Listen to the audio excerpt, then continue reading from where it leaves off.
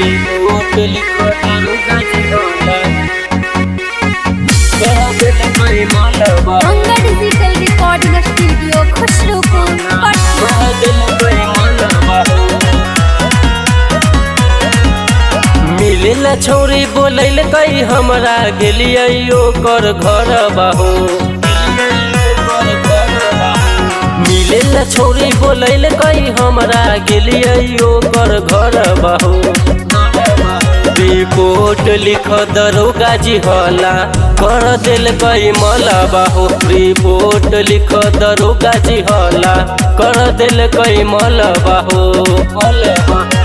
जान गेलै गौआ वाला पूरा महलबा हो रिपोर्ट लिख दरोगा जी होला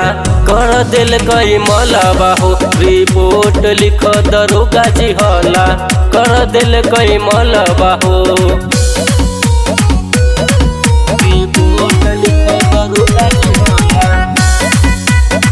कर दिल कई मलबा हो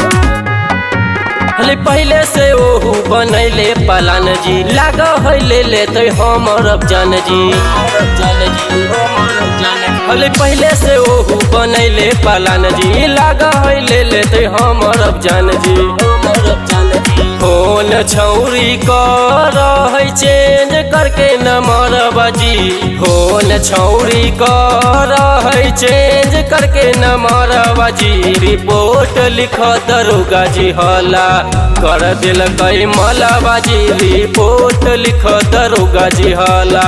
कर दिल कई मलबाजी रिपोर्ट लिख दरोगा जी होला कर दिल कई मलबाजी अरे जन गेलै ओकर पूरा परिवार जी मारे लाह कई भैया तैयार जी अरे जन गेलै ओकर पूरा परिवार जी मारे लाह कई भैया तैयार जी कुंदन बाबू सोनू से कर लेलकै झगड़बाजी